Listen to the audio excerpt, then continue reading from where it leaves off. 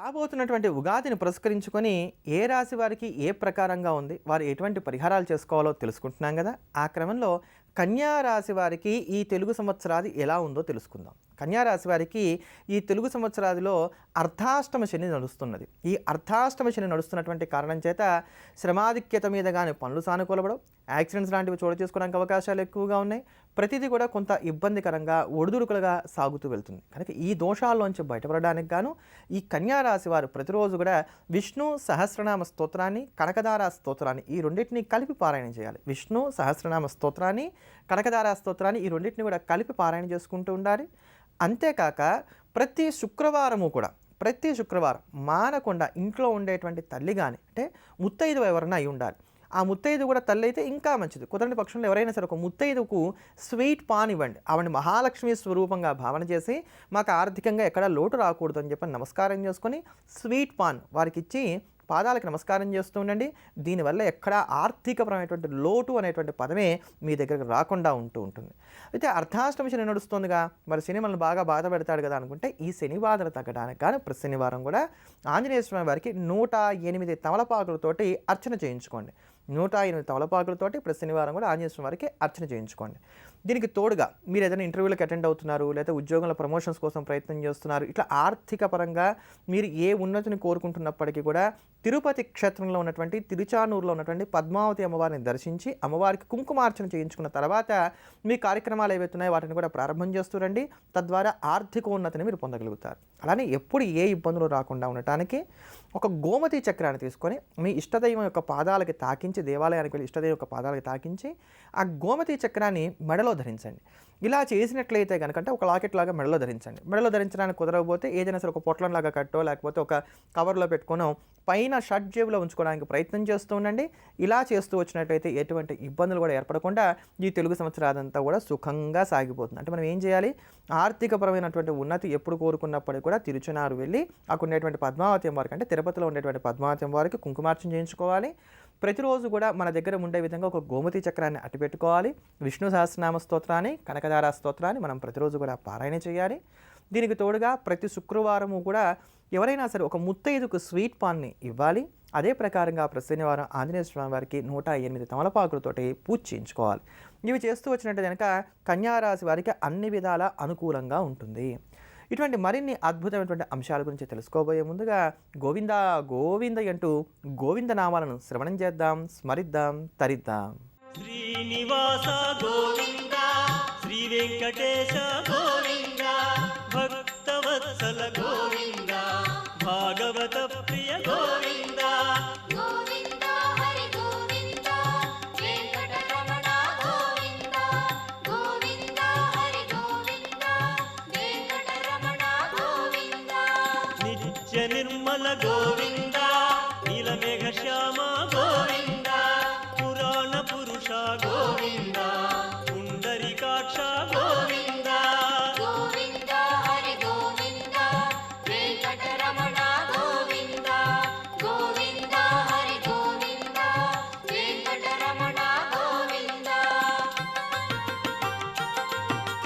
రాబోతున్నటువంటి తెలుగు సంవత్సరాన్ని పురస్కరించుకొని ఏ రాశి వారికి ఏ ప్రకారంగా ఉండబోతోందో మనం తెలుసుకుంటున్నాం కదా. ఆ క్రమంలో ధనస్సు రాశి వారికి ఈ తెలుగు సంవత్సరం ఎలా ఉందో తెలుసుకుందాం.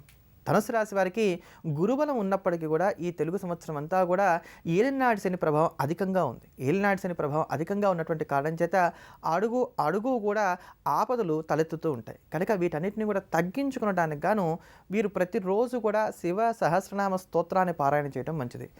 ఆరోగ్యపరంగా కూడా కొంత ఒడిదుడుకులు ఉంటూ ఉంటాయి కనుక వీటన్నిటిని కూడా తగ్గించుకోవడానికి ఈ శివ సహస్రనామ స్తోత్రం మీకు చక్కగా ఉపయోగపడుతుంది. ప్రతిరోజు శివ సహస్రనామ స్తోత్రాన్ని పారాయణ చేసి సహస్రనామ పారాయణ అయిన వెంటనే దశరథ కృత శని స్తోత్రాన్ని కూడా పారాయణ చేయాలి. శివ సహస్రనామ స్తోత్రం, దశరథ కృత శని స్తోత్రం ఈ రెండింటిని కూడా ప్రతిరోజు కూడా పారాయణ చేస్తుండండి. అలానే శనివారం ఉన్నటువంటి రోజున నవగ్రహాలలో ఉండేటువంటి శని విగ్రహం దగ్గరికి వెళ్ళి శనీశ్వరుడు తడిసేంత ముందు వెనుక చక్కగా తడిసేంత నువ్వుల నూనె పోసి బెల్లం, నల్ల నువ్వులు నైవేద్యం పెట్టి ఆంజనేయ స్వామి వారికి 105 ప్రదక్షిణాలు చేయాలి. శనివారం ఉన్నటువంటి రోజున శని విగ్రహం తడిసేంత నువ్వుల నూనె పోసి బెల్లం, నల్ల నువ్వులు నైవేద్యం పెట్టి ఆంజనేయ స్వామి వారికి 108 ప్రదక్షిణాలు చేయండి. ఒకవేళ 108 ప్రదక్షిణాలు చేయడానికి కావాల్సినటువంటి శక్తి కానీ ఆరోగ్యం కానీ మీకు లేనట్లయితే కనుక 108 తమలపాకులతో ఆకు పూజ చేయించుకోండి.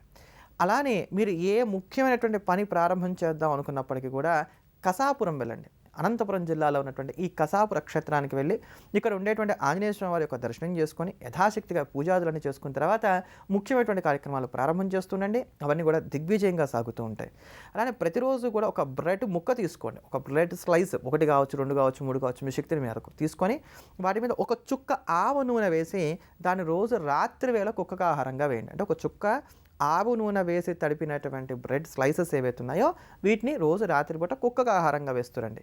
ఇలా చేయటం వలన ఏలినాడ్సిని యొక్క ప్రభావం బాగా తగ్గుతుంది. రోజు కూడా ఏం చేయాలి, ఒక చుక్క ఆవ నూనె వేసినటువంటి బ్రెడ్ స్లైస్ ఏదైతే ఉందో దాన్ని కుక్కకు ఆహారంగా వేస్తూ రావాలి. రాత్రిపూట ఏ ముఖ్యమైనటువంటి పని ప్రారంభం చేయాలన్నా కానీ కసాపురం వెళ్ళి అక్కడ ఉండేటువంటి కసాపుర వీరాంజనేయ స్వామి వారి యొక్క దర్శనం చేసుకొని పూజ చేసుకొని దాని తర్వాత ప్రారంభం చేయాలి. ప్రతి శనివారం కూడా శని విగ్రహం తడిసేంత నువ్వుల నూనె పోసి బెల్లం, నల్లనూరు నైవేద్యం పెట్టి అయితే ఆంజనేయ స్వామికి 108 ప్రదక్షిణాలు చేయాలి, లేదా 108 తమలపాకులతోటి ఆకుపూజ చేయించుకోవాలి. అలానే ప్రతిరోజు కూడా శివ సహస్రనామ స్తోత్రాన్ని పారాయణ చేయాలి, దశరథ కృత శని స్తోత్రాన్ని కూడా పారాయణ చేయాలి. ఇలా చేయడం వల్ల ఏలినాడి శని ప్రభావాన్ని నుంచి మనల్ని మనం సంరక్షించుకోగలుగుతామని చెప్పని ధనుసు రాశి వారందరూ కూడా ఘంటాపదంగా చెప్పుకోవచ్చు. ఇటువంటి మరిన్ని అద్భుతమైనటువంటి అంశాల గురించి తెలుసుకోబోయే ముందుగా సోమవారాన్ని పురస్కరించుకొని ఉమామహేశ్వరుల యొక్క భవ్యమైనటువంటి అనుగ్రహాన్ని మనకు అందించేటువంటి ఉమామహేశ్వర స్తోత్రాన్ని శ్రవణం చేద్దాం, ధన్యులమవుదాం. నమః శివాభ్యాం నవయౌవనాభ్యాం పరస్పరాశ్లిష్టవపుర్ధరాభ్యాం నాగేంద్రకన్యా వృషకేతనాభ్యాం నమో నమః శంకర పార్వతీభ్యాం నమః శివాభ్యాం వృషవాహనాభ్యాం విరిల్చి విష్ణుంద్రసుపూజితాభ్యాం విభూతి పాటీర విలేపనాభ్యాం నమో నమః శంకర పార్వతీభ్యాం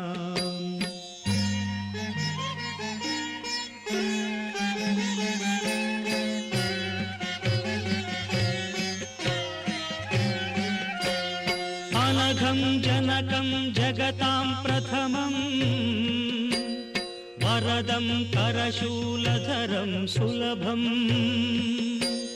కరుణాంబునిధిం కలుషాపహరం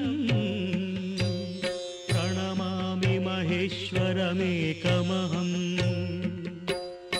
అమలం కమలోద్భవగీతగుణం శమదం సమదాసురనాశకరం రమణీయ రుచిం కమనీయతనం నమ సాంబ శివం నతపాపహరం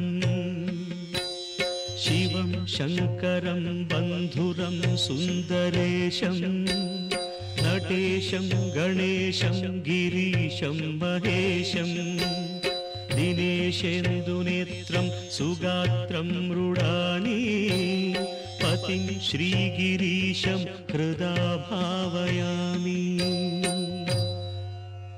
భృంగీచ్ఛానటనోత్కటః కరిమదగ్రాహి స్ఫురన్మాధవాహ్లాదో నాదయుతో. మనం గత కొద్ది రోజులుగా స్త్రీలకు సంబంధించినటువంటి విభిన్నమైనటువంటి సమస్యల్లోంచి వారు బయటపడడానికి గాను ఉపకరించేటువంటి పరిహారాల గురించి తెలుసుకుంటున్నాం కదా. ఆ క్రమంలో ఈ రోజున మాంగళ్య స్థానానికి దోషం ఉంది, జాతకరీత్యా అష్టమ భావం అంత అనుకూలంగా లేదు.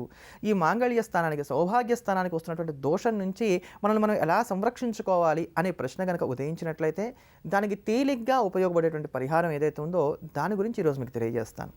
ఇది ప్రతి నెల ఏదైనా సరే ఒక ఆదివారం రోజున చేసుకోవాలి. మీరు ప్రతి నెల చేయాలి, అయితే ప్రతి నెల ప్రతి ఆదివారం చేయగలరు. ఏదైనా ఒక ఆదివారం నాడు చేసినట్లయితే సరిపోతుంది జీవితాంతం. మీకు జాతకంలో చెప్తూ ఉంటారు కదా, జ్యోతిష్కులు చూసి అమ్మ మీకు మాంగళ్య స్థానం బాగాలేదు అని ఎవరైనా అన్నట్లయితే కనుక మీరు వెంటనే కంగారు పడాల్సిన పని లేదు. ప్రతి నెల కూడా ఆదివారం రోజున మీకు వివాహం అయిన తర్వాత నుంచి కూడా ప్రారంభం చేసి ఇలా చేసుకుంటూ ఉండండి, చాలా మంచి రిలీఫ్ వస్తుంది.